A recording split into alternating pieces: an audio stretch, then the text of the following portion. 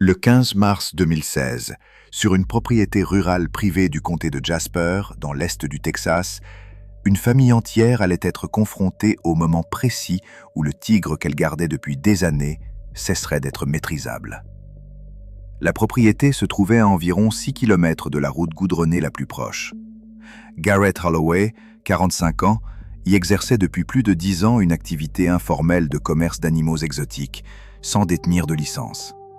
Son épouse, Melissa, âgée de 42 ans, s'occupait de la maison et participait à la gestion des animaux présents sur le terrain. Leur fils, Ethan, 19 ans, assurait le nourrissage quotidien. Leur fille, Chloé, 16 ans, avait grandi au milieu de ces animaux et venait aider lorsque cela était nécessaire. Le plus dangereux d'entre eux était Olive, un tigre du Bengale mâle âgé de 4 ans. La famille l'avait obtenu lorsqu'il n'était encore qu'un petit, par l'intermédiaire d'un réseau informel. En 2016, son poids était estimé à environ 204 kg. Son enclos, construit vers 2013, était composé de grillages métalliques et de tubes d'acier. Depuis sa construction, il n'avait fait l'objet d'aucune amélioration importante. Durant l'année qui avait précédé le drame, Garrett avait pourtant tenu à la main un registre consacré au comportement du tigre. Il y avait noté une agressivité croissante au moment des repas, des charges contre la clôture et des coups répétés portés à un poteau d'angle qui commençait à céder. Garrett savait donc que cette partie de l'enclos était défaillante. Il l'avait même écrit. Malgré cela, il s'était contenté de renforcer provisoirement le poteau avec des attaches en plastique, tout en reconnaissant dans ses propres notes que cette réparation ne suffisait pas. C'est ce qui rend cette histoire particulièrement difficile à comprendre. Le danger n'avait pas été ignoré, faute d'avoir été vu. Garrett l'avait observé, décrit et suivi dans le temps. Mais il avait continué à faire confiance à une solution temporaire. Dans la soirée du 15 mars, les 4 membres de la famille suivirent ce que les voisins décrivirent plus tard comme leur routine habituelle de nourrissage et de vérification de l'enclos. Ils avaient accompli ces gestes des centaines de fois. Les enquêteurs concluraient ensuite que cette familiarité avait joué un rôle direct dans leur décision de ne pas traiter le poteau endommagé comme une urgence. Le tigre du Bengale compte parmi les plus grands prédateurs terrestres. Un mâle adulte peut peser entre environ 180 et 250 kg. Sur une courte distance, il peut dépasser 56 km/h. Dans un espace clos, une attaque lancée à cette vitesse laisse très peu de possibilités de fuite. Sa méthode de chasse se termine généralement par une morsure extrêmement puissante à la gorge ou à la nuque. La captivité ne fait pas disparaître ses instincts. Vivre au contact des humains modifie l'environnement de l'animal, pas son comportement naturel de prédateur. Aucun témoin ne survécut pour raconter ce qui s'était exactement passé ce soir-là. Les enquêteurs passèrent donc 2 jours à reconstituer la succession des événements. Ils étudièrent les traces laissées sur le terrain, la nature des blessures et la position des 4 corps, retrouvés dans 3 zones différentes de la propriété. À un moment de la routine de nourrissage, le poteau inférieur situé dans l'angle de l'enclos céda. Une ouverture apparut dans la barrière extérieure. Des marques de frottement étaient visibles dans le sol près de la brèche. L'état du grillage et des matériaux intervenants indiquait qu'Olive avait poussé contre ce point faible jusqu'à réussir à passer. Garrett fut retrouvé face contre terre, à environ 2 mètres de l'ouverture. Les blessures relevées sur le haut de son dos et sur sa nuque correspondaient à une attaque menée par derrière. Le tigre l'avait vraisemblablement poursuivi, renversé, puis avait maintenu sa morsure à l'arrière du cou. C'est précisément la prise qu'un tigre utilise lorsqu'il rattrape une proie en fuite. La compression fatale de la nuque provoqua une mort rapide. Selon les constatations médicales, Garrett n'avait eu aucune possibilité d'appeler à l'aide ni de se déplacer après le premier contact. Melissa fut retrouvée à environ 12 mètres du mur extérieur de l'enclos. Une traînée de sang reliait le périmètre de la clôture à l'endroit où son corps reposait. Tout indiquait qu'elle avait essayé de courir vers la maison principale. Ses blessures correspondaient à une attaque latérale. Olive l'avait frappée de côté, à hauteur de l'épaule, avec suffisamment de force pour la projeter au sol avant qu'elle n'atteigne le milieu de la cour dégagée. Le tigre avait ensuite refermé ses mâchoires sur la région de la gorge. Melissa avait parcouru une distance plus importante que Gareth. Elle avait donc probablement entendu quelque chose et commencé à courir avant même qu'Olive ne sorte complètement de l'enclos. Ethan, lui, s'était dirigé vers un hangar verrouillé. Il ne l'atteignit jamais. Ses principales blessures se situaient au niveau de la poitrine et de l'épaule. Des marques d'impact furent découvertes sur le mur extérieur du bâtiment. Elles correspondaient à un corps projeté avec une force considérable contre la structure avant de tomber au sol. Ethan avait été renversé contre le hangar. Il ne se trouvait plus qu'à quelques pas de la porte. Mais même s'il l'avait atteinte, il n'aurait probablement pas eu le temps de l'ouvrir. Chloé fut retrouvée à l'intérieur du local servant à préparer la nourriture. La porte était restée partiellement ouverte. Un téléphone fissuré gisait près d'elle. De tous les membres de la famille, elle se trouvait initialement le plus loin de la brèche. Cette distance lui avait donné le temps d'entrer dans le bâtiment et de tenter d'attraper quelque chose. Mais l'attaque se produisit près de l'entrée avant qu'elle ne puisse refermer la porte derrière elle. Les secours sécurisèrent la propriété le lendemain matin. Olive fut euthanasiée. Les enquêteurs ne trouvèrent aucune trace d'inspection liée à un permis, aucun dispositif de confinement secondaire et aucun plan d'urgence. Plusieurs manquements graves aux règles de sécurité furent officiellement relevés. Gareth, Melissa, Ethan et Chloé Holloway moururent tous les 4 le 15 mars 2016. Ce qui reste le plus troublant, c'est ce registre manuscrit. Gareth avait vu le danger se rapprocher lentement. Il en avait consigné chaque signe. Pourtant, jour après jour, il avait continué à avancer vers lui. C'est une forme de tragédie silencieuse, difficile à comprendre lorsqu'on l'observe de l'extérieur. Après la mort de toute une famille au Texas, une propriété privée des Émirats arabes unis allait montrer qu'un animal connu depuis son plus jeune âge peut lui aussi franchir une limite que des années sans incident ne suffisent pas à repousser. Le 22 juin 2015, dans une propriété privée entourée de murs à la périphérie de Ras Al Khaimah, dans le nord des Émirats arabes unis, Nasser Al-Mansouri, 49 ans, se préparait à effectuer une vérification qu'il considérait comme parfaitement ordinaire. Investisseur dans l'immobilier, Nasser gardait des animaux exotiques sur sa propriété depuis 8 ans. Le principal animal présent au moment du drame était Hakim, un lion d'Afrique mâle âgé d'environ 6 ans et pesant approximativement 172 kg. Nasser avait obtenu Hakim lorsqu'il n'était encore qu'un lionceau. L'animal avait grandi entièrement dans l'enceinte de la propriété.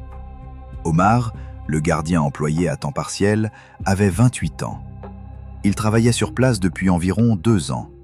Plusieurs mois avant l'attaque, il avait signalé verbalement à Nasser un changement préoccupant dans le comportement du lion. Après avoir mangé, Hakim ne se retirait plus systématiquement. Il se retournait parfois vers Nasser et dirigeait son attention sur lui. Chez un lion captif, ce comportement de redirection après le nourrissage constitue un signe connu d'escalade du risque. Nasser avait entendu l'avertissement, mais il n'avait modifié aucune procédure. En 2015, les nombreuses entrées dans l'enclos qui s'étaient déroulées sans incident avaient progressivement affaibli la portée de ce signal dans son jugement. Dans l'après-midi du 22 juin, Nasser entra seul dans l'enclos de Hakim. Quelques minutes plus tôt, il avait expliqué à Omar qu'il ne s'agissait que d'une vérification de routine. Omar resta à l'extérieur de la grille. Le lion d'Afrique est un prédateur dominant, capable d'atteindre environ 80 km/h sur une courte distance. Un mâle adulte pèse généralement entre 150 et 190 kg.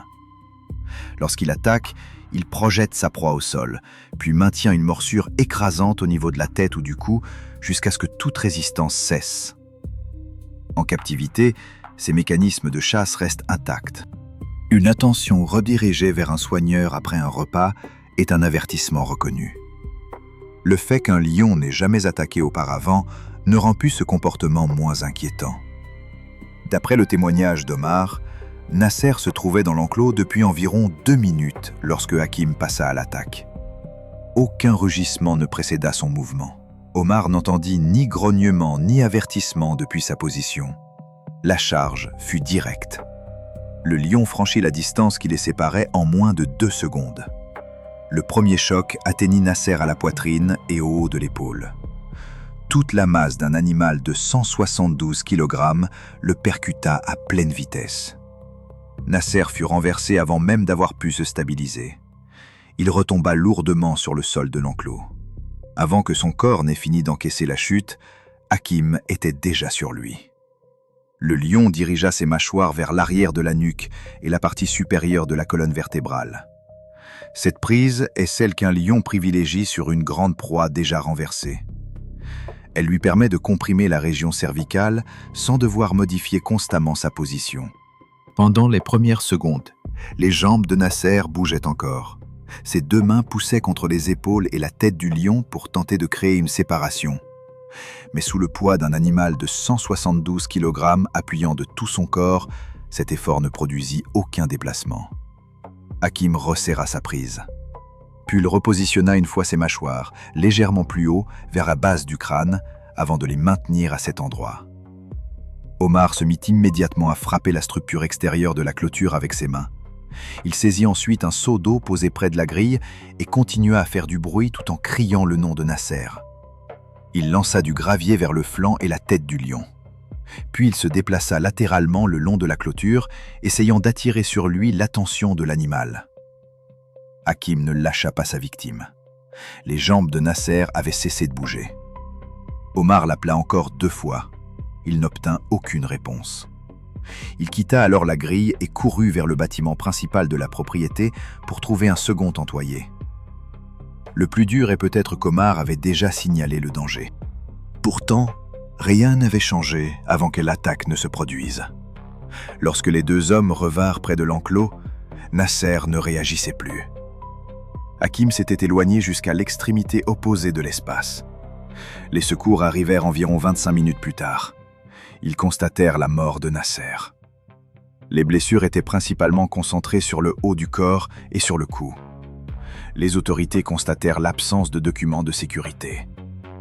Hakim fut transféré dans une autre installation. Nasser al-Mansouri avait 49 ans. Il était mort dans un enclos où il était entré des dizaines de fois auparavant. Mais l'histoire suivante allait rappeler que les animaux les plus dangereux ne sont pas toujours ceux que l'on voit arriver. Le 8 octobre 2017, dans une habitation rurale située à l'intérieur de l'île de Sulawesi, en Indonésie, à environ 30 km de la ville la plus proche, Adi Santoso, 54 ans, entra dans le grand hangar en bois installé à l'arrière de sa propriété. Ancien ouvrier du bâtiment à la retraite, Adi avait gardé des reptiles de façon intermittente pendant une grande partie de sa vie adulte. À cette époque, son animal le plus imposant était Cassim, un python réticulé femelle. Le serpent mesurait environ 6,70 m et pesait près de 95 kg. Adi le possédait depuis 11 ans. Durant les 3 semaines qui précédèrent le 8 octobre, Cassim n'avait pas été nourri. Adi suivait un calendrier de nourrissage fondé sur une rotation. Il l'adaptait à la taille du serpent et aux variations saisonnières de son comportement. D'après les voisins, il procédait régulièrement de cette manière. Adi vivait seul depuis la mort de son épouse, survenue 4 ans plus tôt. Par conséquent, la plupart de ses interactions avec le python se déroulaient sans témoin. Son voisin le plus proche, Budi Hartono, âgé de 61 ans, lui avait fait part à plusieurs reprises au fil des années de ses inquiétudes devant la taille croissante de Cassim. Ces conversations n'avaient entraîné aucun changement. Ce matin-là, Budi vit Adi entrer dans le hangar où se trouvait l'enclos du python. La scène lui parut habituelle et il n'y prêta pas davantage attention. Mais à midi, Adi n'était toujours pas ressorti. Budi traversa alors la distance séparant les 2 propriétés afin de vérifier si tout allait bien. Le python réticulé est le plus long serpent du monde. Les adultes dépassent fréquemment 6 mètres. Ils tuent par constriction en enroulant leur corps autour de leur proie et en resserrant progressivement leurs anneaux jusqu'à interrompre la respiration et la circulation sanguine. Après une longue période sans nourriture, un grand python peut entrer dans un état d'alimentation particulièrement intense. Dans cet état, il est susceptible de mordre et de s'enrouler très rapidement autour de tout corps chaud situé à proximité. Même 11 années de nourrissage régulier ne peuvent pas neutraliser de manière fiable cette réaction instinctive. En arrivant devant le hangar, Boudi constata que la porte était verrouillée depuis l'extérieur. Il appela Adi, mais personne ne répondit. Lorsqu'il entra, ses yeux mirent quelques instants à s'habituer à l'obscurité. Puis il comprit presque immédiatement ce qu'il avait devant lui. Il recula et ressortit sans attendre. Les enquêteurs reconstituèrent ensuite la séquence la plus probable à partir de l'état de l'enclos, de la position d'Adi et du comportement connu des pitons réticulés lorsqu'ils se trouvent dans un état d'alimentation accrue. Un serpent de la taille de Cassim attaque depuis une position enroulée ou partiellement étendue. Il projette vers sa cible le premier tiers de son corps. Au moment du contact, ses dents recourbées pénètrent dans les tissus afin d'ancrer la morsure, pendant que le reste du corps commence déjà à avancer. Ses dents sont orientées vers l'arrière de la mâchoire. Une fois la prise établie, tenter de tirer dans le sens opposé ne libère pas la victime. Cela tend au contraire à approfondir les blessures. Le premier contact se produisit probablement au niveau du bras ou du torse d'Adi, alors qu'il se penchait vers l'enclos dans la posture habituelle d'une vérification de routine. Une fois les dents plantées, le corps de Cassim put avancer en quelques secondes. Ses anneaux se refermèrent successivement autour des bras et du torse d'Adi. Un python de 6,70 m, pesant 95 kg, est capable d'enrouler 3 ou 4 anneaux complets autour du torse d'une personne avant que celle-ci puisse organiser une réponse physique efficace. Un python réticulé ne broie pas sa victime d'un seul coup. Il resserre son étreinte à chaque expiration. Chaque fois que la victime rejette de l'air, les anneaux se contractent et réduisent l'amplitude de la respiration suivante. La constriction réagit également au mouvement. Face à la pression continue d'un serpent de 95 kg, toute possibilité de fuite disparaît rapidement. Dans de telles conditions, l'arrêt respiratoire survient généralement en quelques minutes. Les traces laissées dans le sol de l'enclos étaient concentrées dans une seule zone, près du centre. Si Adi avait lutté, cette lutte ne s'était donc presque pas déplacée. Tout était terminé bien avant midi. Lorsque Boudi les découvrit, Cassim se trouvait encore en posture complète de constriction. Son corps formait plusieurs anneaux autour d'une masse humaine étendue sur le sol. Sa tête reposait immobile au sommet de ses propres replis. 11 années sans accident avaient créé de la confiance, mais elles n'avaient pas créé de sécurité. La routine n'était jamais devenue moins dangereuse. Elle était seulement devenue plus familière. Le python fut retiré de l'enclos et transporté dans un centre pour animaux sauvages situé dans la capitale régionale. La mort d'Adi Santoso fut constatée sur place. Les enquêteurs relevèrent comme facteurs contributifs les 3 semaines sans nourrissage et l'absence d'une seconde personne lors de l'entrée dans l'enclos. Aucun permis concernant le serpent n'avait été enregistré. Adi avait 54 ans. Après le silence du hangar de Sulawesi, un village du Cameroun allait montrer qu'un animal élevé entièrement par des mains humaines peut atteindre un stade où ces mêmes mains ne représentent plus rien pour lui. Le 3 août 2014, dans une propriété privée située à la limite d'un village de la région du Littoral, au Cameroun, à environ 60 km de Douala, Étienne Mbarga, 47 ans, suivait sa routine matinale. Ancien entrepreneur forestier, Étienne avait travaillé pendant plus de 15 ans dans les forêts de l'intérieur du pays. Environ 5 ans avant le drame, au cours d'une opération forestière, un jeune chimpanzé apparemment orphelin avait été découvert. Étienne l'avait ramené chez lui. Ce qui n'était au départ qu'un arrangement informel était devenu, au fil des 5 années suivantes, une partie permanente de la vie du foyer. Benny, désormais âgé de 8 ans, vivait dans un enclos clôturé à côté de la maison. Mireille, 44 ans, avait remarqué une agressivité de plus en plus forte chez l'animal. Elle avait averti Étienne, mais celui-ci continuait à entrer seul dans l'enclos malgré les comportements destructeurs répétés du chimpanzé. Les signaux étaient visibles. Étienne pensait toutefois que le lien qu'il avait construit avec Benny les rendait moins importants dans son cas. Le matin du 3 août, Mireille se trouvait à l'intérieur de la maison principale. Étienne entra dans l'enclos. Elle expliqua plus tard aux enquêteurs que ce geste faisait partie de leur matinée habituelle. Un chimpanzé adulte est beaucoup plus fort qu'un humain. La puissance du haut de son corps peut être 4 à 5 fois supérieure. Ses attaques sont rapides et prolongées. Elle combine morsure, saisie et traction violente. Le visage, les mains et les bras sont souvent visés. Les recherches montrent également qu'un mâle devenu agressif à l'approche de la maturité revient rarement à son comportement antérieur. Les jets d'objets de Benny, ses vocalisations bruyantes et les dégâts qu'il causait dans son enclos constituaient tous des signes reconnus d'une agressivité croissante. Peu après l'entrée d'Étienne, Mireille entendit le bruit commencer. Ce ne fut pas un son bref et isolé, le vacarme se prolongea sans s'interrompre. Elle comprit immédiatement qu'il ne s'agissait pas d'un moment ordinaire. Elle courut jusqu'à la clôture extérieure. Benny avait plaqué Étienne au sol près du centre de l'enclos. L'attaque n'avait pas la structure précise de celle d'un prédateur saisissant une proie. Elle était désordonnée, extrêmement rapide et dirigée dans plusieurs directions. Sans marquer de pause, Benny passait des mains d'Étienne à ses avant-bras, puis à son visage. Il mordait, lâchait et changeait aussitôt de position. Lorsque Mireille atteignit la clôture, une morsure avait déjà profondément ouvert l'avant-bras gauche d'Étienne. Elle le vit lever les bras pour couvrir son visage. Elle vit aussi Benny saisir ses poignets à 2 mains, utiliser le poids de son corps pour écarter les bras, puis revenir immédiatement vers le visage. Étienne parvint à appeler clairement une fois. Ensuite, sa voix changea. Mireille déclara aux enquêteurs qu'elle était incapable de décrire précisément le son qu'il produisait alors. Elle ne pouvait ni entrer ni l'atteindre. Elle cria son nom, mais Benny ne se désengagea pas. Mireille courut jusqu'à une maison voisine située à environ 80 mètres. Elle revint avec 2 hommes. Tous les 3 utilisèrent de longues perches, des cris et un bruit constant afin de forcer Benny à reculer.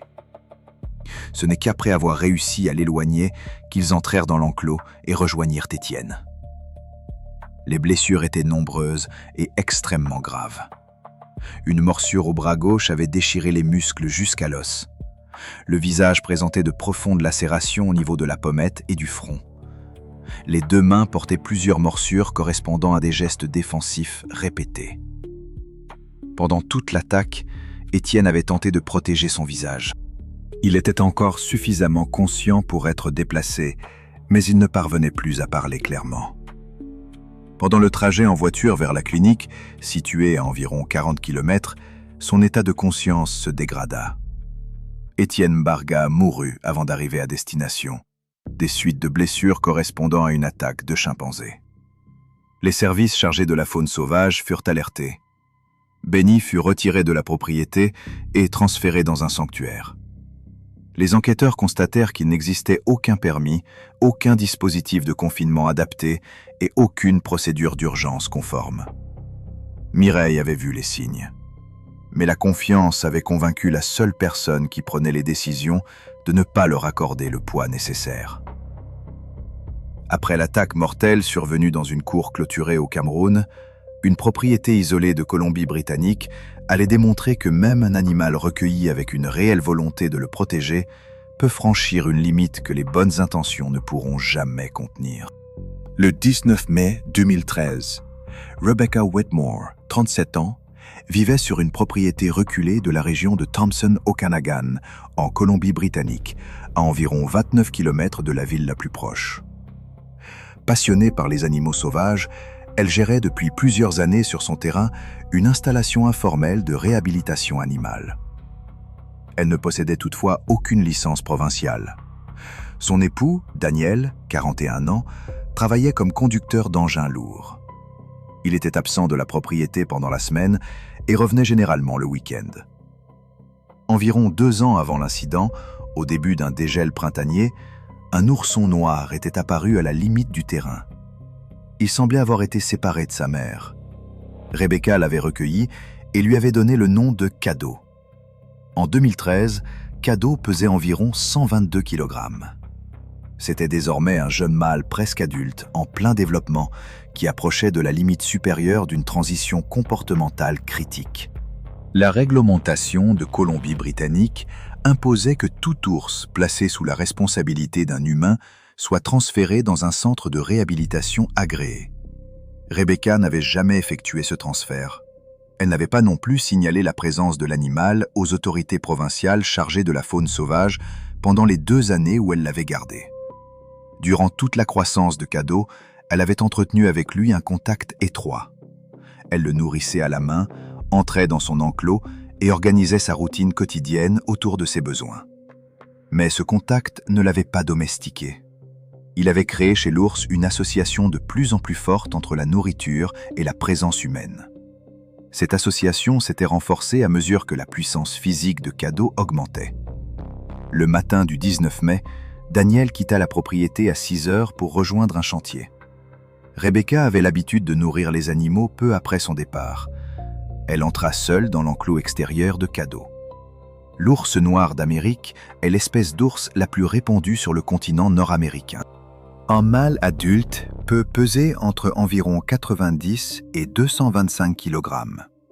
Les recherches sur la faune sauvage montrent qu'un ours conditionné par la nourriture peut perdre sa capacité à distinguer de façon fiable une personne familière de ce qu'il attend au moment du nourrissage. Avec ses 122 kg, Cadeau était assez puissant pour exercer par morsure une pression supérieure à environ 41 bars. Une attaque directe représentait donc un danger extrême. Les agents chargés de la conservation reconstituèrent la séquence à partir des traces présentes dans l'enclos, de l'examen des blessures et de l'historique comportemental de Cadeau. Le premier contact se produisit près de la grille, avant que Rebecca ne puisse avancer loin dans l'enclos. La position des traces correspondait à une approche prédatrice directe et déterminée, un comportement observé chez certains ours conditionnés par la nourriture. À très courte distance, un ours de 122 kg avançant avec toute sa puissance pouvait entrer en contact avec Rebecca avant qu'elle ne comprenne clairement son intention. Elle fut renversée immédiatement. Les constatations médicales révélèrent que l'attaque s'était poursuivie sans interruption après cette première chute. Cadeau avait infligé plusieurs morsures très puissantes au haut du corps et à la nuque.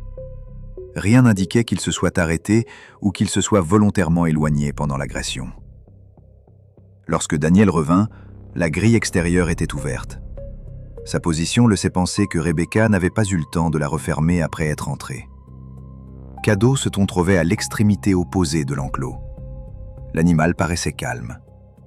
Daniel ressortit immédiatement et appela les services d'urgence depuis le téléphone fixe de la propriété. Les secours et les agents de conservation arrivèrent environ 45 minutes après l'appel. Cadeau fut euthanasié sur place. La mort de Rebecca Whitmore fut constatée à l'intérieur de l'enclos. Elle avait 37 ans. Les enquêteurs confirmèrent qu'aucune demande de permis ni aucune déclaration concernant l'ours n'avait jamais été déposée. Ils conclurent que le conditionnement prolongé par la nourriture avait effacé chez Cadeau la distinction entre Rebecca et ce qu'il associait au repas. Daniel fut officiellement mis hors de cause. Le geste que Rebecca considérait comme sa plus grande preuve de bienveillance envers l'animal était devenu la source d'une tragédie qu'elle n'avait jamais envisagée. Et cela ne se résume pas facilement. Après cette matinée silencieuse en Colombie-Britannique, le territoire du Nord, en Australie, allait rappeler qu'un crocodile marin n'a pas besoin de poursuivre sa victime. Il lui suffit d'attendre que la distance se referme d'elle-même.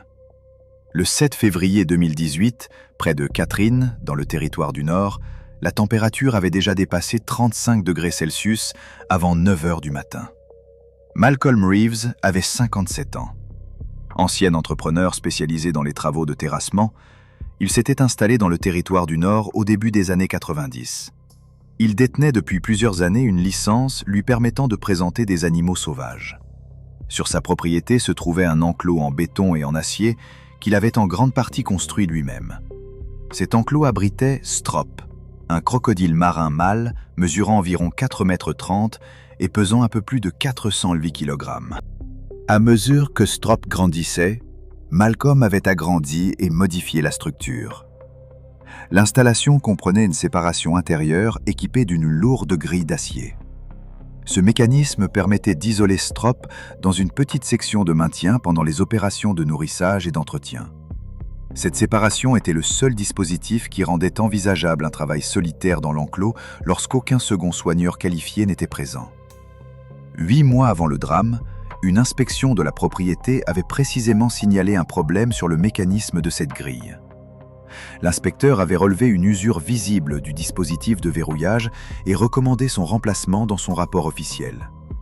Malcolm avait signé le document confirmant qu'il avait pris connaissance de cet avertissement. Pendant les 8 mois suivants, le mécanisme ne fut pas remplacé. C'est l'un des éléments les plus difficiles de cette affaire. La défaillance du matériel avait été relevée 8 mois plus tôt. Pourtant, aucune modification n'avait été effectuée. Le crocodile marin est le plus grand reptile vivant. Les grands mâles peuvent dépasser 5,20 m et peser plus de 540 kg. Ce sont des prédateurs d'embuscade. Ils peuvent rester parfaitement immobiles avant de frapper avec une accélération explosive et de verrouiller immédiatement leur mâchoire. Après la morsure, ils effectuent souvent une rotation mortelle. Le crocodile fait tourner tout son corps afin de déchirer les tissus et de neutraliser sa proie. Dans un espace restreint, en l'absence de barrières solides, un grand crocodile peut transformer une seule erreur en rencontre fatale. Une employée de la propriété voisine déclara avoir entendu 2 bruits successifs provenant de l'enclos de Malcolm. Le premier était un claquement mécanique sec. Les enquêteurs confirmèrent ensuite qu'il correspondait à la rupture du système de verrouillage de la grille intérieure. Le second était un choc sourd et humide provenant de la zone du bassin aménagé au centre de l'enclos. Au début, l'employé pensa que quelque chose était simplement tombé, mais les bruits qui suivirent lui firent comprendre la gravité de la situation. Elle contacta les services d'urgence sans s'approcher de nouveau de la clôture. Les enquêteurs reconstituèrent l'attaque à partir des traces visibles sur le sol, de l'état du mécanisme de la grille et des indices retrouvés dans le bassin et autour de celui-ci.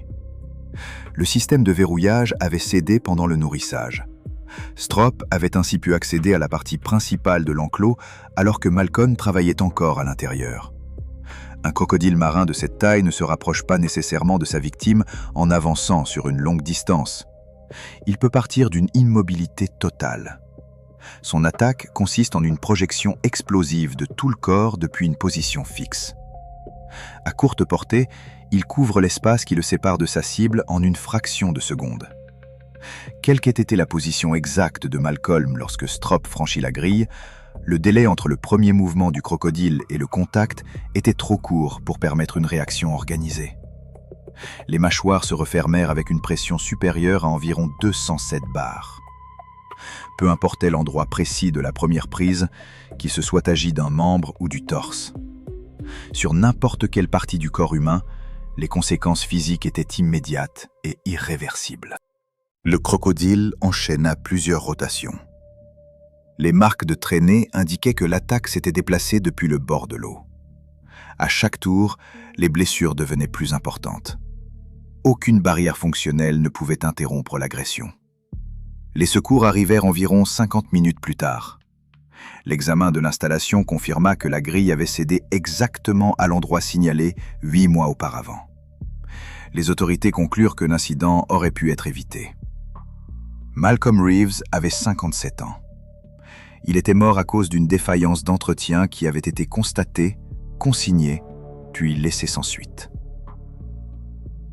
Après la rupture d'un mécanisme pourtant signalé en Australie, le Loveld du Limpopo, en Afrique du Sud, allait montrer qu'un soigneur très expérimenté ne peut pas prévoir ce qu'un matin familier exigera de lui face à un prédateur qu'il a lui-même contribué à élever.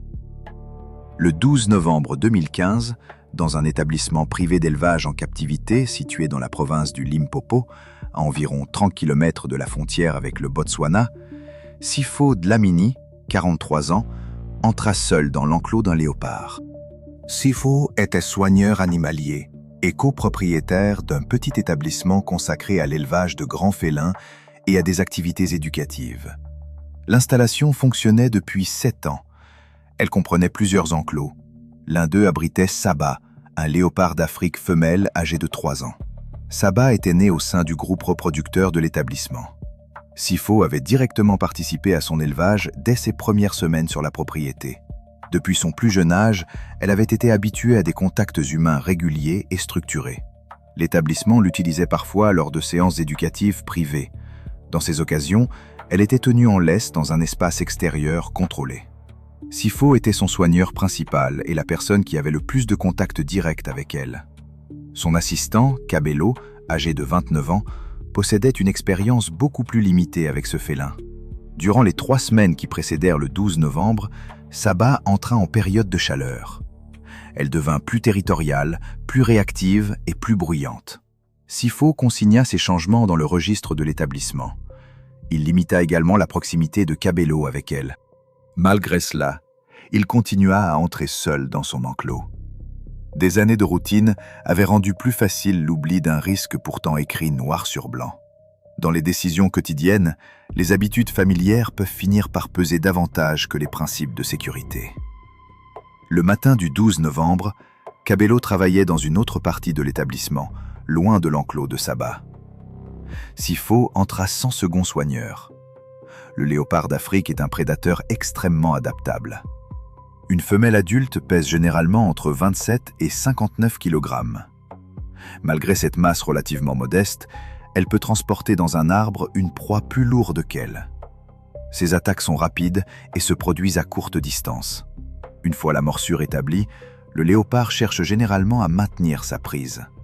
En captivité, une femelle en période de chaleur peut se rapprocher plus fréquemment d'un soigneur familier.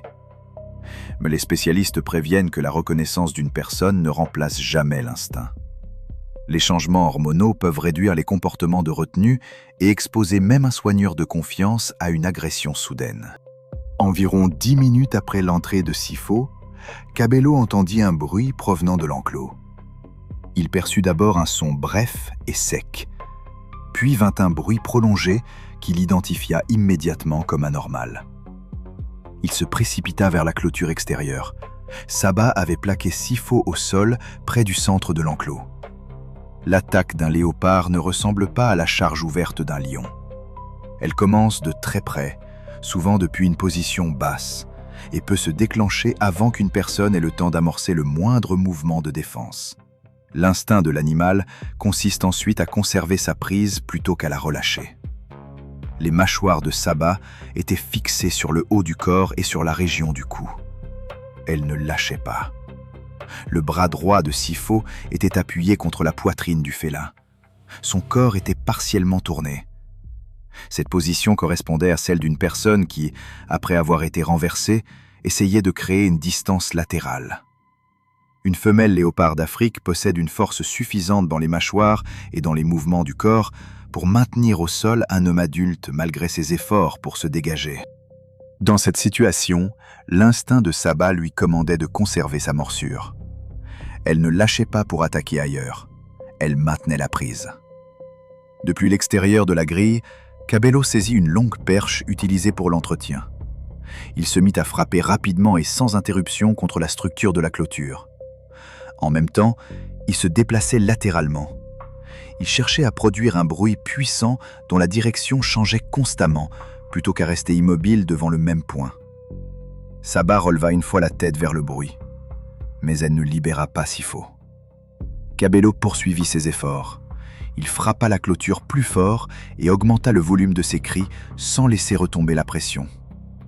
Après environ 90 secondes de bruit et de mouvements continus, Saba finit par desserrer les mâchoires et se dirigea vers l'extrémité opposée de l'enclos. Cabello attendit encore plusieurs secondes. Il voulait s'assurer qu'une distance suffisante séparait désormais le léopard de Sifo. Il franchit ensuite la grille et traversa l'enclos pour rejoindre son collègue. Les blessures au cou et au haut du corps correspondaient à une attaque prolongée de léopard. Sifo présentait plusieurs compressions profondes dues aux morsures, principalement à l'épaule droite et à la nuque. Il ne s'agissait pas d'une seule blessure produite par une morsure immédiatement relâchée. Ces traces correspondaient à une prise maintenue, puis légèrement repositionnée à plusieurs reprises. Les blessures défensives relevées sur les mains de Sifo montraient qu'il avait essayé de se battre et de repousser l'animal. Lorsque Cabello l'atteignit, Sifo ne réagissait plus. Il l'appela une fois, mais n'obtint aucune réponse. Il contacta aussitôt les services d'urgence. Les secours arrivèrent environ 35 minutes plus tard. La mort de Sifo Dlamini fut constatée sur place. Il avait 43 ans. L'examen des procédures confirma qu'aucun second soigneur n'était présent. Sifo avait continué à entrer seul, malgré la période de chaleur de Sabha et les risques qu'il avait lui-même consignés. Les autorités nationales examinèrent les pratiques de l'établissement. Sifo avait reconnu le danger et l'avait noté. Pourtant, le matin du drame, il avait encore suivi seul le chemin familier jusqu'à l'enclos. C'est précisément ce qui rend cette tragédie si difficile à accepter.